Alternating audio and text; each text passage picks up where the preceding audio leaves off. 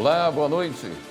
Supremo Tribunal Federal determina a retirada de circulação de obras literárias jurídicas com teor homofóbico e discriminatório. A STF vai rediscutir a competência da Anvisa para proibir a importação e comercialização de cigarros com aditivos. Polícia Civil busca envolvidos no ataque a ônibus de torcedores em São Paulo.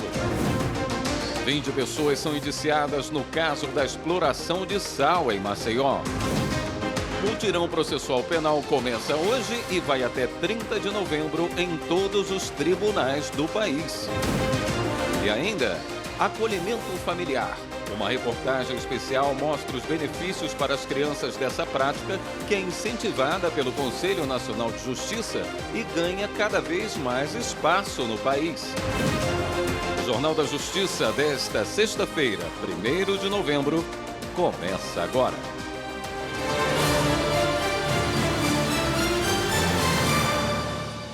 O Supremo Tribunal Federal determinou a retirada de trechos de obras literárias jurídicas com teor homofóbico e discriminatório. A decisão do ministro Flávio Dino considera que parte dos livros violam a dignidade da pessoa humana e propagam ódio contra a comunidade LGBTQIA+. Marta Ferreira tem mais informações. A questão chegou ao Supremo porque o Ministério Público Federal questionou uma decisão do Tribunal Regional Federal da 4ª Região que havia negado o pedido para a retirada de circulação das obras. O MPF entrou na Justiça depois que alunos da Universidade de Londrina, no Paraná, localizaram conteúdo homofóbico nas obras disponíveis na biblioteca da instituição de ensino.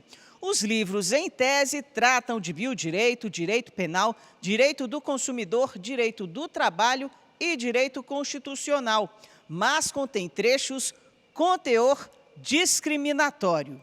O relator do caso é o ministro Flávio Dino, que fez questão de citar decisão de 2003, na qual o STF concluiu que a liberdade de expressão não alcança a intolerância racial e o estímulo à violência. Afirmou ainda que o Brasil registrou 257 mortes violentas de pessoas LGBTQIAPN+, em 2023 e segue como o país mais homotransfóbico do mundo, o que demonstra a importância de reiterar decisões já tomadas pelo Supremo Tribunal Federal em defesa da dignidade humana.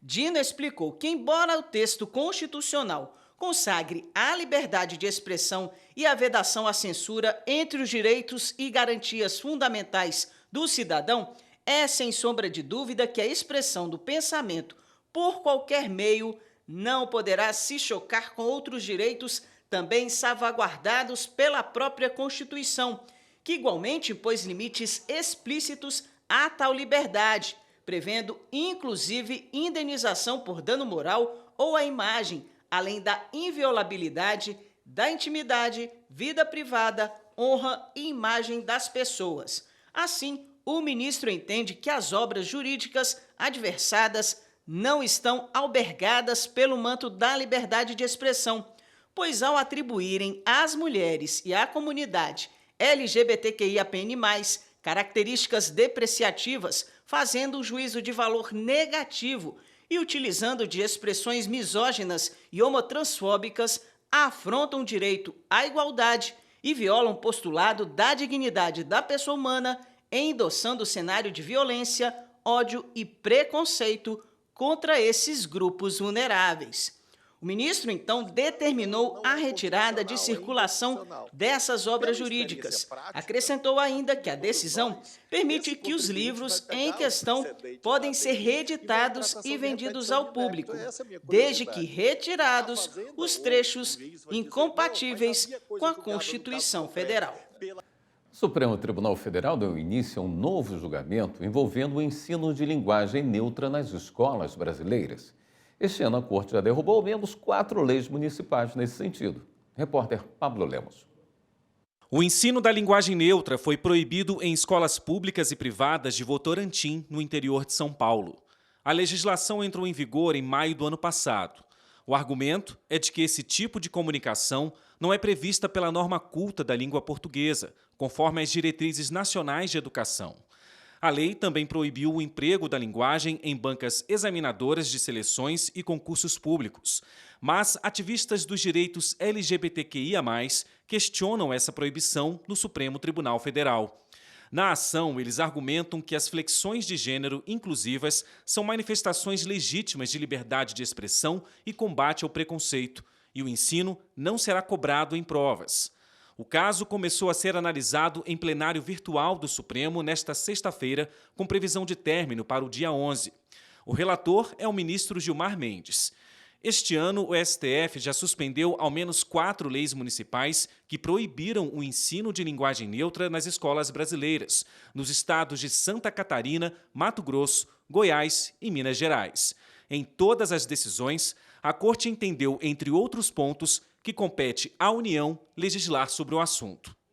A competência da Anvisa, a Agência Nacional de Vigilância Sanitária, para proibir a importação e a comercialização de cigarros com aditivos será rediscutida pelo STF.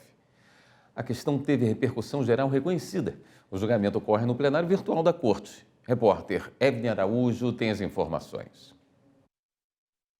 No caso concreto, a Companhia Sul-Americana de Tabacos questiona uma decisão do Tribunal Regional Federal da Primeira Região.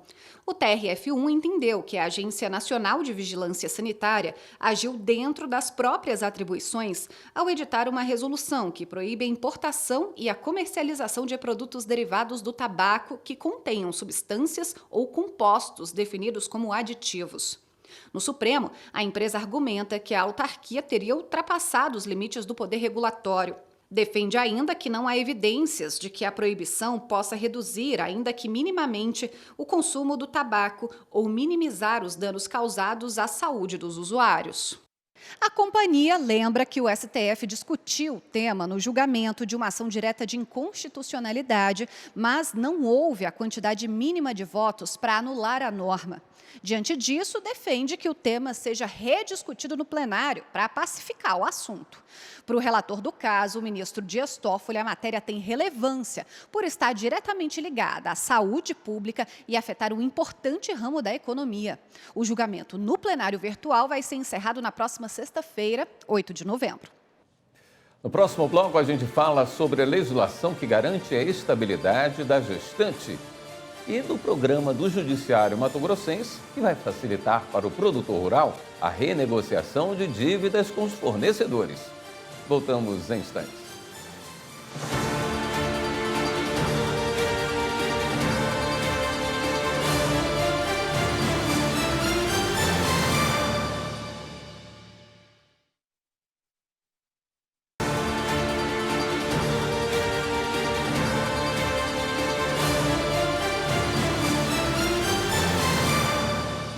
As eleições acabaram, mas as obrigações com a Justiça Eleitoral continuam, principalmente para candidatos e partidos políticos.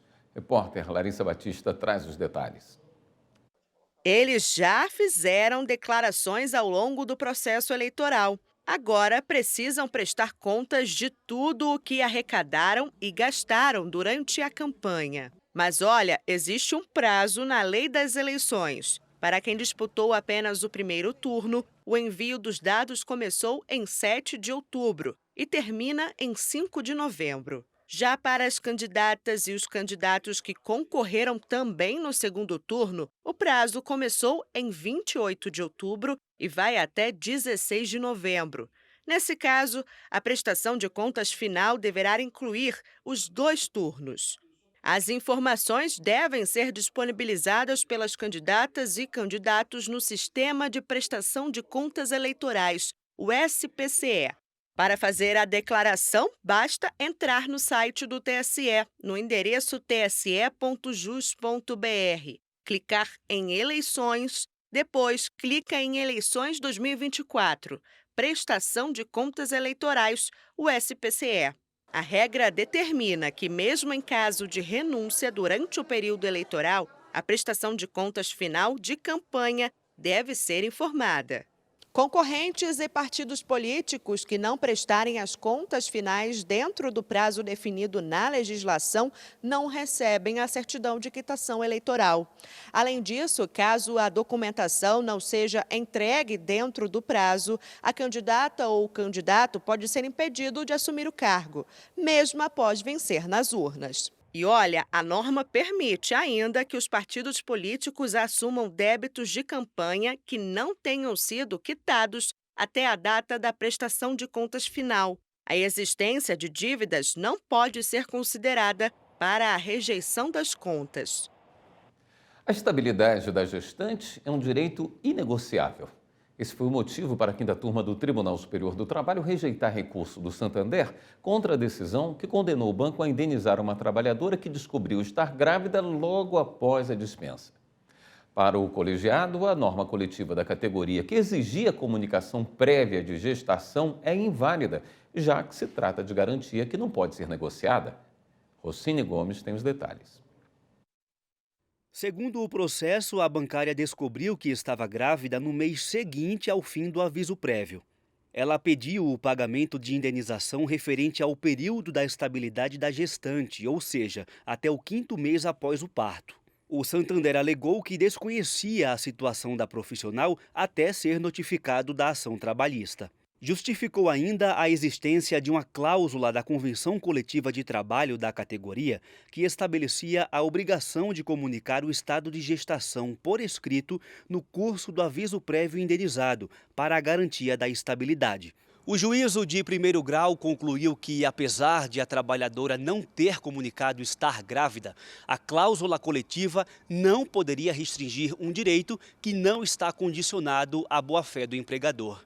Como não tinha mais possibilidade de reintegração ao emprego, porque o período de estabilidade já estava esgotado, a sentença determinou o pagamento de indenização compensatória. A decisão foi mantida pelo Tribunal Regional do Trabalho da 2ª Região, em São Paulo. A empresa apresentou recurso ao Tribunal Superior do Trabalho. O relator do caso na 5ª turma, ministro Breno Medeiros, reforçou que o Supremo Tribunal Federal, ao validar acordos e convenções coletivas que limitem ou afastem direitos trabalhistas, excluiu dessa possibilidade garantias absolutamente indisponíveis, aquelas consideradas essenciais para a proteção do empregado ou empregada. Segundo o ministro, a estabilidade da gestante, por ser direcionada também à proteção da criança e não exclusivamente à mulher, se enquadra nessa categoria. No mesmo sentido, o relator lembrou que o STF tem jurisprudência consolidada, no sentido de que, para que o direito seja garantido, é necessário apenas que a gravidez seja anterior à dispensa. Os demais integrantes da 5ª turma acompanharam o entendimento.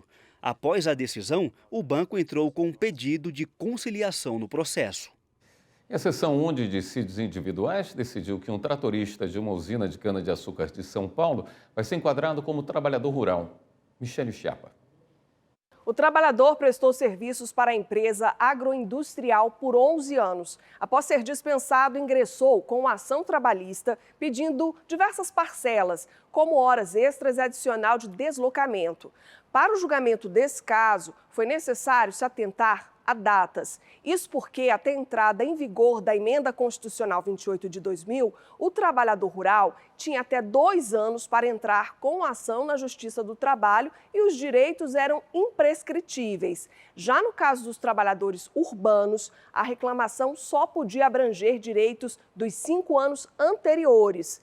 Ao vigorar a emenda, equiparou trabalhadores rurais e urbanos, estabelecendo como regra a chamada prescrição quinquenal. O Tribunal Regional do Trabalho da 15ª Região em Campinas havia limitado a condenação da empresa aos 5 anos anteriores ao ajuizamento da ação. Para o TRT, o tratorista se enquadrava como trabalhador urbano e, portanto, aplicava-se ao caso a prescrição quinquenal. A decisão considerou a atividade preponderante da empregadora e a última função exercida pelo empregado, no caso, a de tratorista. O entendimento foi mantido pela 7ª turma do Tribunal Superior do Trabalho.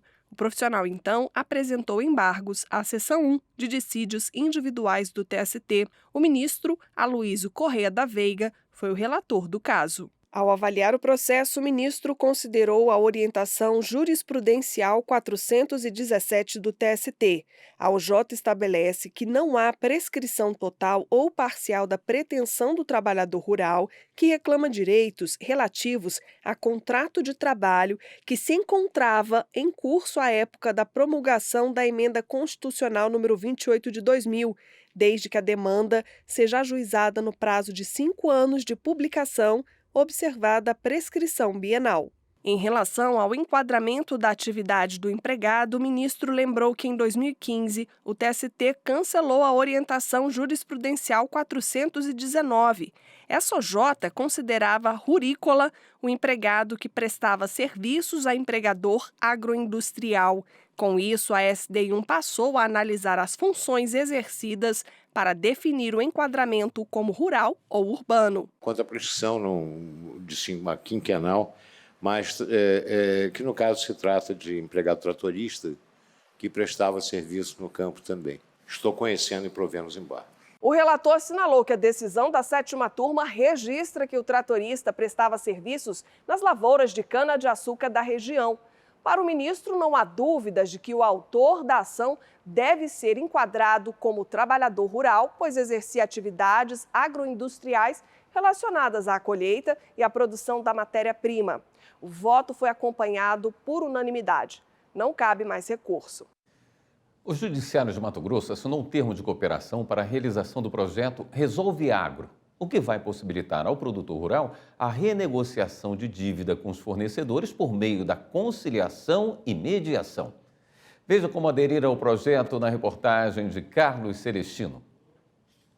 Pujante no agronegócio, Mato Grosso é líder na produção agrícola nacional e um dos maiores produtores de soja e milho do mundo. Mas situações adversas podem impactar a cadeia produtiva, elevando o custo da produção e gerando endividamento do produtor rural. E para oferecer soluções aos inadimplentes, o Tribunal de Justiça de Mato Grosso lançou o projeto Resolve Agro, que vai oportunizar ao homem do campo a renegociação de dívidas com seus fornecedores.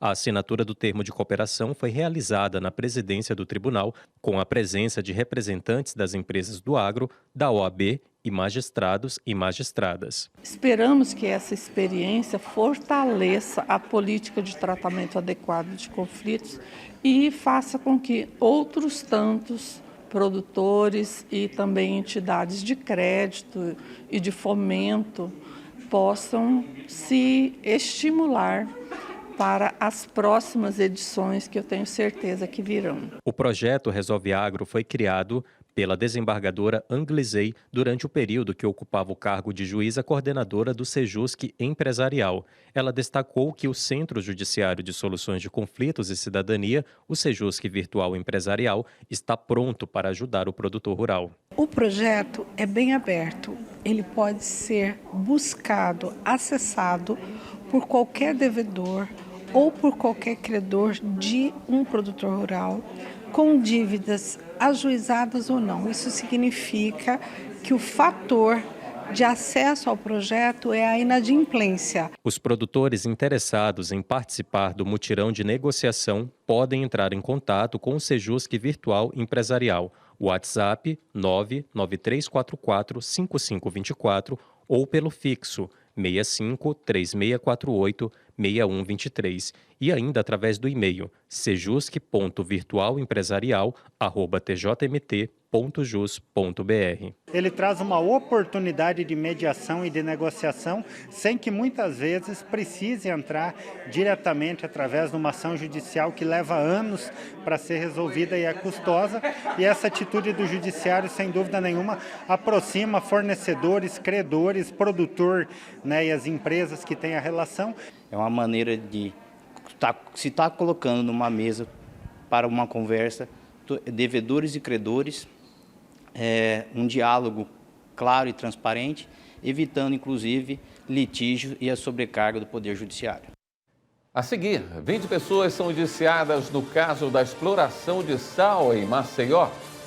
E ainda, mutirão processual penal começa hoje e vai até 30 de novembro em todos os tribunais do país. Os detalhes já já.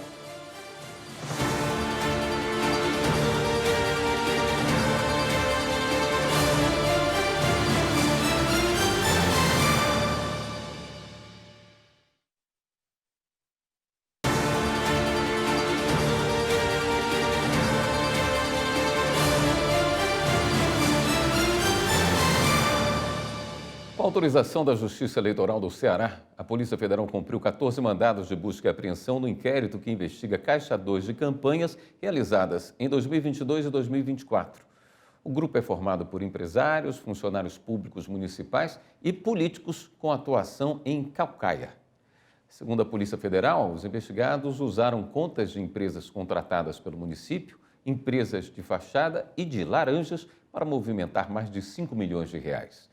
O dinheiro, segundo a PF, foi levantado em espécie às vésperas das duas eleições e usado supostamente para a compra de apoio político e aplicação em gastos não contabilizados oficialmente.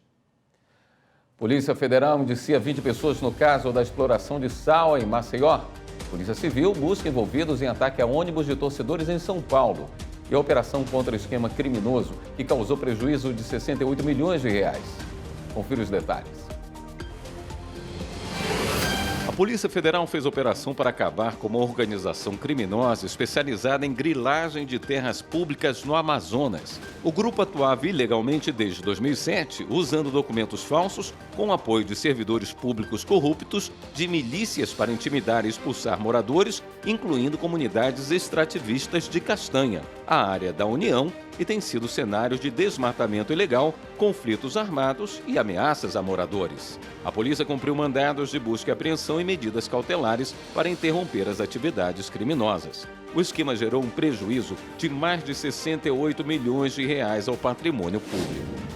A PF também concluiu o inquérito policial instaurado para investigar crimes relacionados à exploração de salgema na cidade de Maceió, Alagoas. 20 pessoas foram indiciadas. O resultado foi enviado à 2ª Vara Federal de Alagoas para as providências cabíveis. A PF também informou sobre o término das investigações da Comissão Parlamentar de Inquérito do Senado, que investiga o caso.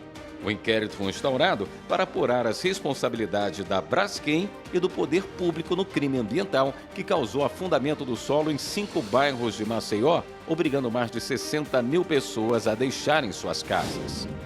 A Polícia Civil cumpriu mandados de prisão e de busca e apreensão na capital paulista, em Taboão da Serra e São José dos Campos, para localizar integrantes da torcida organizada Mancha Alviverde, envolvidos na emboscada de 2 ônibus com torcedores do Cruzeiro. O objetivo é prender os envolvidos no crime e coletar provas que possam ajudar na continuidade das investigações. A emboscada aos ônibus de torcedores cruzeirenses foi na madrugada de domingo na rodovia Fernão Dias, próximo a São Paulo. Uma pessoa morreu e 17 ficaram feridas. Começou hoje o mutirão processual penal e vai até 30 de novembro em todos os tribunais do país. Na versão virtual, o mutirão vai analisar 4 grandes temas, como mostra a repórter Eli Cristina Azevedo. O Mutirão Processual Penal de 2024 é realizado neste mês de novembro e segue até o dia 30 em todos os tribunais de justiça e tribunais regionais federais brasileiros. Esta será a 2ª edição com modelo digital, utilizando o Sistema de Execução Unificado, o SEU, e o Banco Nacional de Medidas Penais e Prisões. Ferramentas que permitem que os casos sejam selecionados previamente pelo Conselho Nacional de Justiça para análise, sem que haja necessidade do deslocamento de magistrados e servidores. Neste ano, segundo as diretrizes do CNJ, o mutirão vai analisar 4 grandes temas.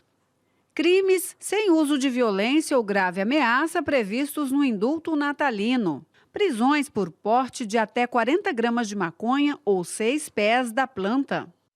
Revisão das prisões preventivas com mais de 1 ano. Revisão de processos de execução penal sem pena restante a cumprir ou com pena prescrita, que constem como ativos no SEU, além dos incidentes vencidos ou progressão de regime ou livramento condicional. E nós estamos organizados aqui, os parceiros, as entidades parceiras, OAB, Ministério Público, Defensoria Pública, Fundação Nova Chance, enfim, todos os parceiros que atuam nessa seara de atenção às pessoas que estão custodiadas, né, as pessoas privadas de liberdade e também aos egressos, para que nós possamos dar início a essa atenção, a esse acompanhamento processual. Não vai ser um mutirão físico, presencial, vai ser um mutirão processual. Nós vamos pegar os processos das pessoas que estão no perfil de acordo com a portaria do CNJ. Nós queremos revisar todos esses processos para que nós possamos colocar em liberdade todas essas pessoas que já têm direito à progressão de regime ou à liberdade, inclusive aquelas que já têm suas penas vencidas, se porventura encontrarmos. Esse ano, diferente dos anos anteriores, também serão analisados a questão do preso provisório. Então esse vai ser o grande diferencial. 52% da população carcerária no estado de Mato Grosso trata-se de preso provisório. Desde o ano passado, com a nova metodologia do mutirão processual penal, 80 mil processos foram revistos e 21 mil pessoas tiveram alteração no regime de pena em todo o país. Você vai ver agora como foi a nova edição do concurso de redações promovido pelo Programa Cidadania e Justiça da Escola Superior da Magistratura de Alagoas. Repórter Lídia Lemos. A 11ª edição do concurso de redações promovido pelo Programa Cidadania e Justiça na Escola da ESMAL premiou os 3 melhores textos de cada uma das 12 escolas participantes. Os primeiros lugares ganharam um tablet e kits escolares e os segundos e terceiros lugares receberam uma mochila com livros paradidáticos. Tauane, de 15 anos, representou a Escola Municipal Antídio Vieira e levou a primeira colocação. Eu sinceramente não esperava ter ganhado, mas eu sou muito grata por ter ganhado graças a toda a direção da minha escola, mas principalmente a minha professora Mari, que continuou se esforçando mesmo pelas dificuldades que ela teve. A galera da ESMAL, eles foram muito atenciosos com a gente, eles sempre faziam aulões, chamavam a escola, ensinavam direito. Era muito legal participar das aulas da ESMAL e eu sou realmente muito grata a todo esse processo, a todo esse evento que eles fizeram. Maria Clara Batista foi a primeira colocada da Escola Estadual Princesa Isabel. Incentiva muitos alunos a realmente focar mais nos estudos, a ver que nem tudo vem fácil, né? A gente tem que persistir bastante. Foram mais de 1.150 estudantes participantes, alunos do 9º ano do ensino fundamental e da primeira série do ensino médio, que ao longo do ano fizeram parte de diversas atividades relacionadas ao tema norteador do concurso, que foi educar sobre direitos e deveres, o judiciário atuando na formação do cidadão. Aqui é uma oportunidade da gente verificar na prática o conhecimento adquirido, né? Como eles passearam sobre esses diversos temas. E também, além de incentivar a leitura e melhorar a escrita, despertar o senso crítico, né? Para esses mais variados assuntos. Nós saímos daquela vertente da atividade fim, que é prestar jurisdição. A gente sai e vem aqui nesse congraçamento, né, com a comunidade estudantil. Temas os mais variados possíveis, focado na inclusão, na diversidade e principalmente no apreço que se tem que ter, no que se tem que devotar os princípios constitucionais, que não há diferença entre as pessoas.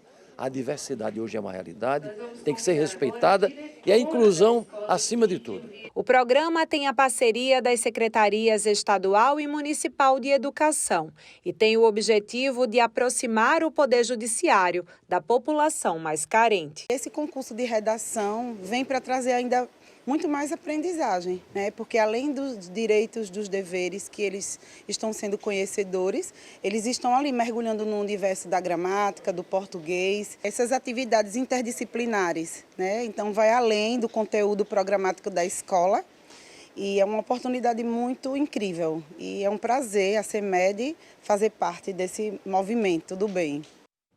Estudantes de Direito do Rio Grande do Sul participaram de um bate-papo sobre práticas de linguagem simples no Judiciário no Laboratório de Inovação do Tribunal de Justiça do Estado. Repórter Mauro Bercois acompanhou.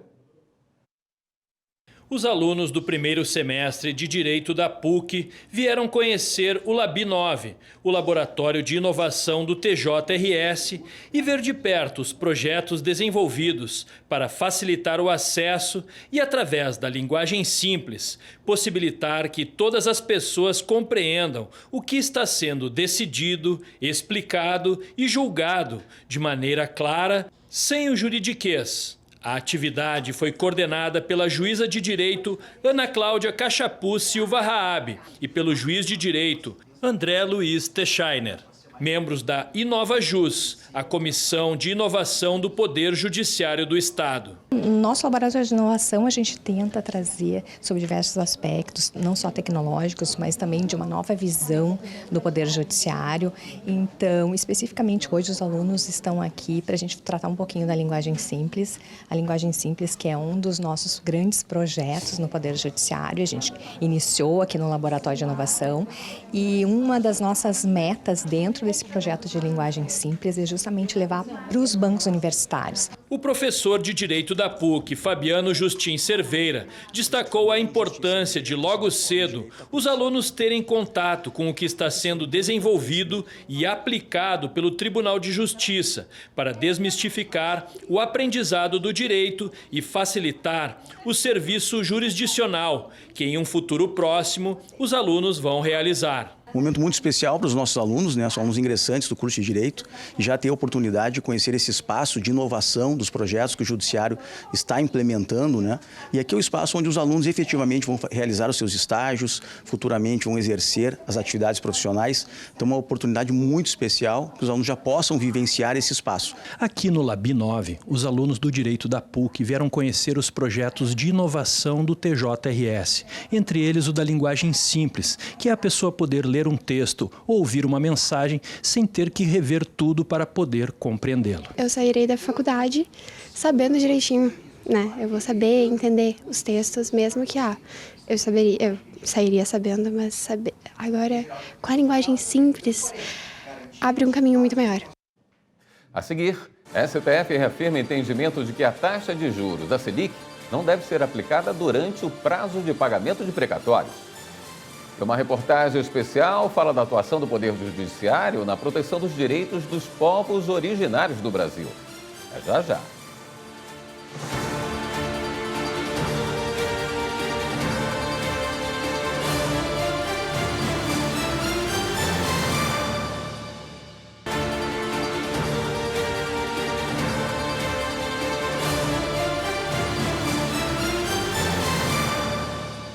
Em um julgamento com repercussão geral, o Supremo reafirmou o entendimento de que a taxa de juros, a Selic, não deve ser aplicada durante o prazo de pagamento de precatórios, que vai de 2 de abril até o fim do ano seguinte. De acordo com a decisão, os valores neste período devem ser corrigidos pelo Índice de Preços ao Consumidor. Precatórios são emitidos quando alguém ganha uma ação judicial contra a União, Estado ou município. Quem explica melhor é o repórter Pablo Lemos.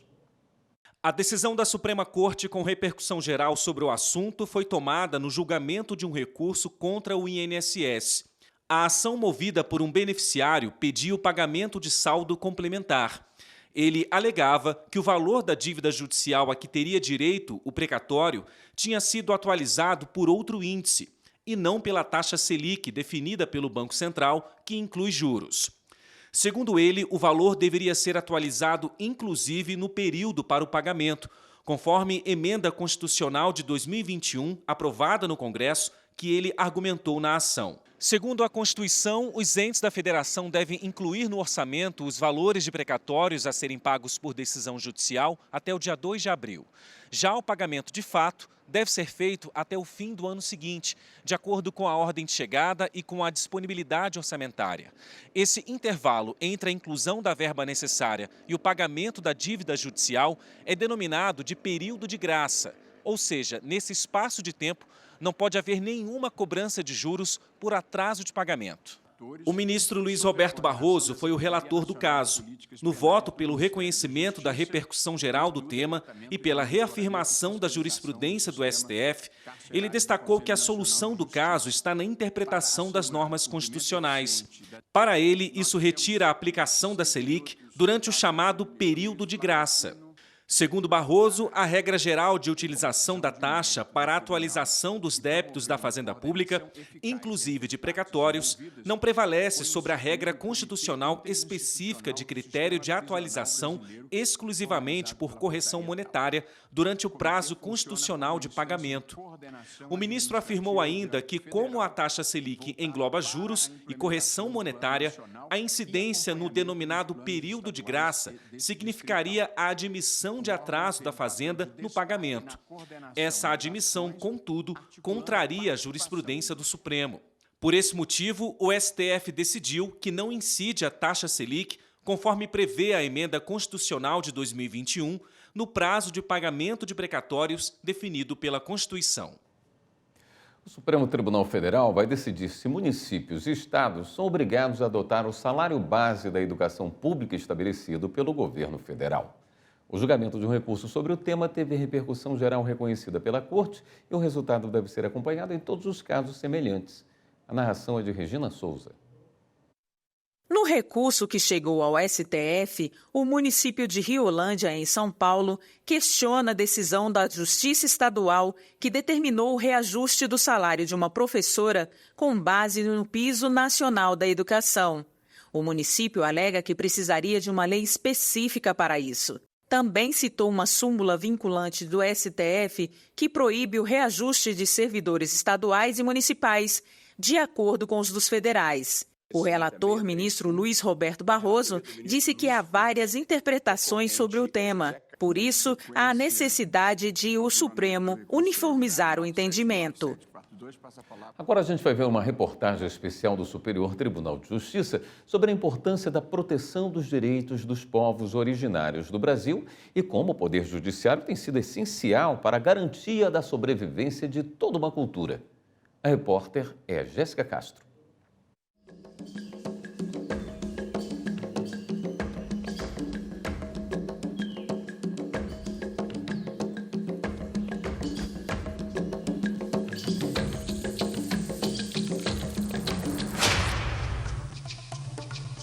A história dos indígenas no Brasil sempre foi marcada por muitas lutas. Desde a chegada dos portugueses por aqui em 1500, os povos originários do nosso país enfrentam várias dificuldades para manter vivas suas culturas e tradições. E a grande maioria dessas lutas teve e ainda tem como origem o preconceito e a falta de conhecimento de muitas pessoas sobre o modo indígena de se viver. Eu vejo que muitas pessoas não indígenas tem um estereótipo ainda do indígena do livro de história, ou do bom selvagem, ou do cabelo liso, do olho puxado, da pele avermelhada, ou coisa do tipo. Existem indígenas que têm esse estereótipo? Existem. Estereótipos fisicamente falando? Existem. Mas a gente está falando de um país, Brasil, território brasileiro, que tem 305 povos indígenas, né? Ao longo da história, vários dispositivos legais surgiram para tentar conter a disseminação do preconceito e do desrespeito aos direitos dos povos originários. E um dos marcos mais importantes foi a Constituição Federal, que dedicou 2 artigos especialmente à regulação dos direitos dos indígenas. Um deles é o artigo 231, que prevê que são reconhecidos a organização social, os costumes, as línguas, as crenças e tradições e os direitos originários sobre as terras que tradicionalmente ocupam, cabendo à União demarcá-las, proteger e fazer respeitar todos os seus bens. Traduziria assim: o direito deles é um direito coletivo, longe do direito individual que capitaneia as nossas atenções na vida não indígena. Os indígenas, em geral, têm muitas dificuldades em compreender o que a cultura não indígena prega, o que o ordenamento jurídico vigente determina, por uma questão, de novo, de uma contradição de origem. E essa diferença entre os modos de viver indígena e não indígena acabam gerando diversos conflitos. E é aí que o Poder Judiciário tem um papel de extrema importância, porque por meio de decisões, ele garante direitos a diversas etnias, assegurando a dignidade dos povos indígenas brasileiros.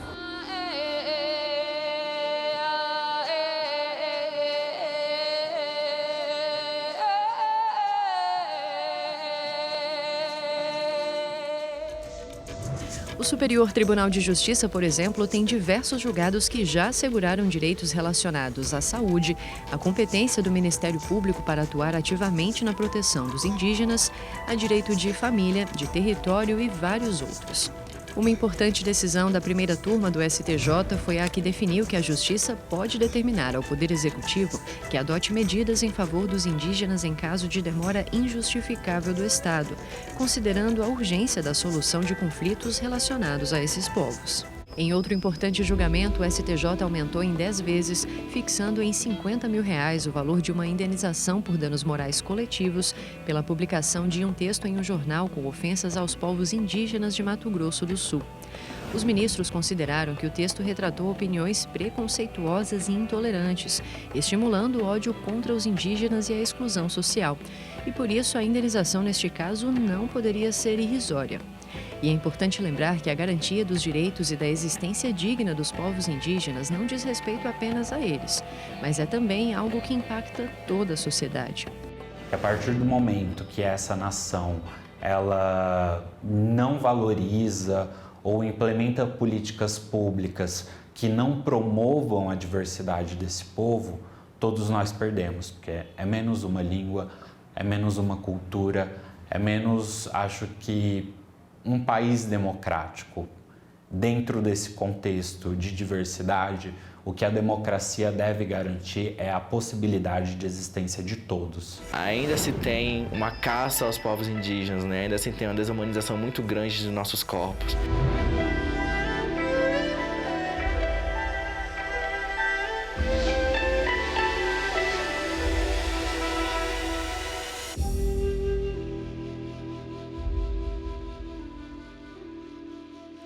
No próximo bloco, a gente fala sobre a instalação da rede de proteção à pessoa idosa em Mato Grosso. E ainda, como o acolhimento familiar tem ganhado cada vez mais espaço no país. Voltamos em instantes.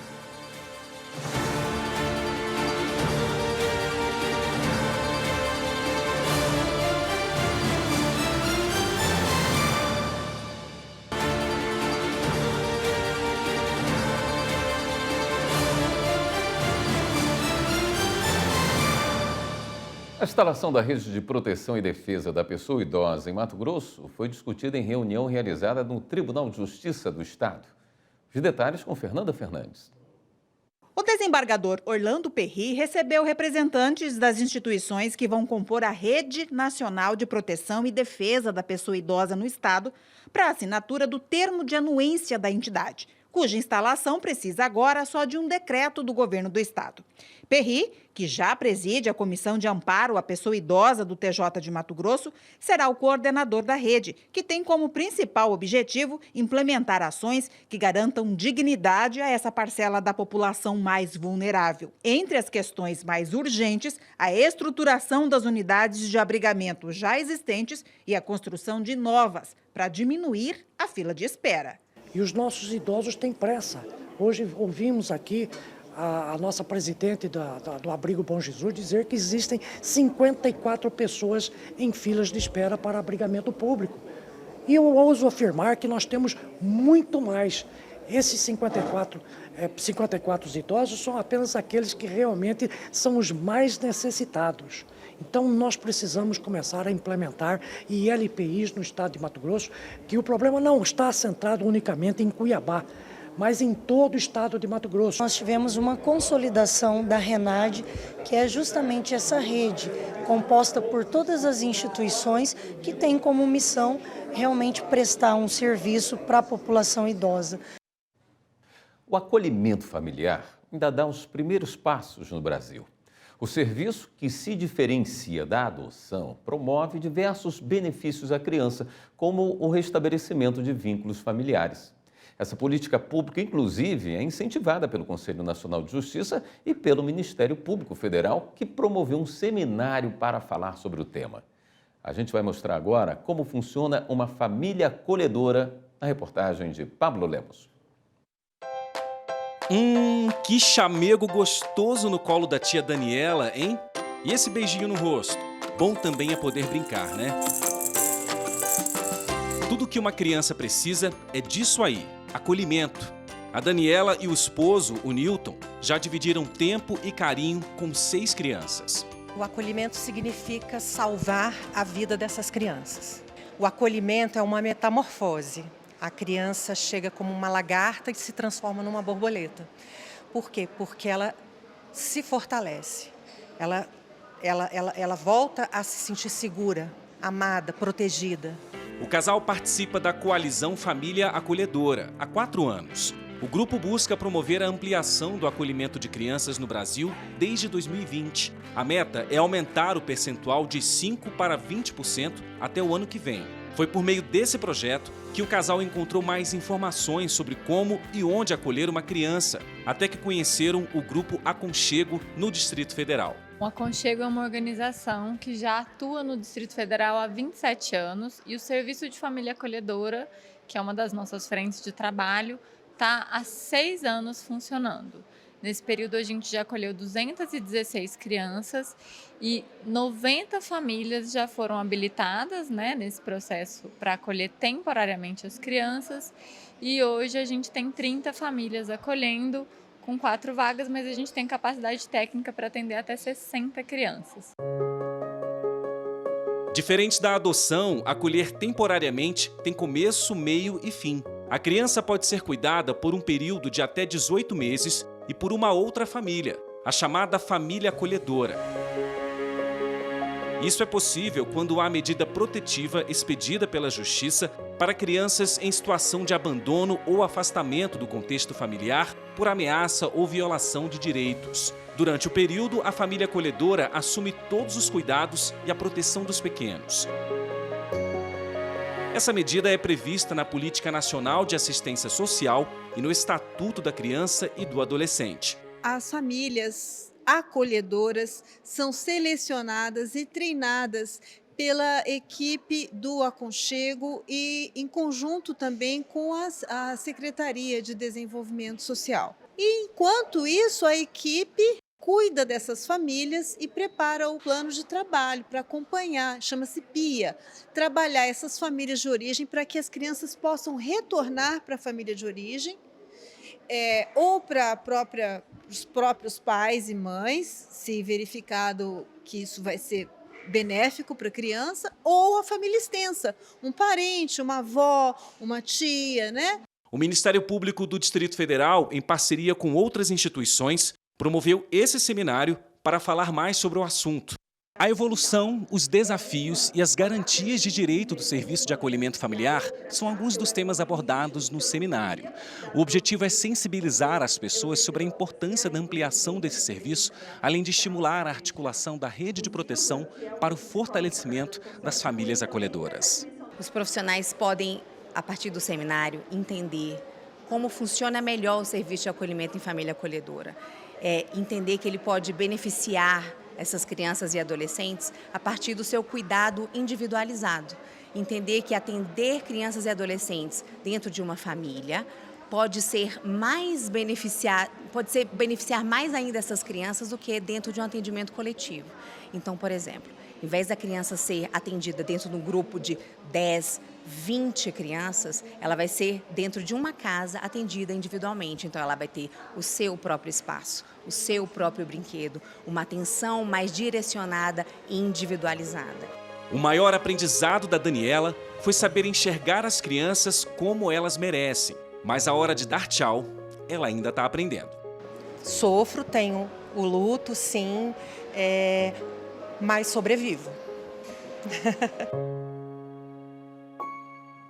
E uma última notícia. A polícia prendeu um dos envolvidos no ataque ao ônibus da torcida do Cruzeiro no último domingo. Alexander Ricardo foi preso no fim da tarde na freguesia do Ó, zona norte da capital paulista. Ele é suspeito de ser um dos executores da emboscada. Esta edição do Jornal da Justiça fica por aqui. Aproveite o fim de semana. Até segunda.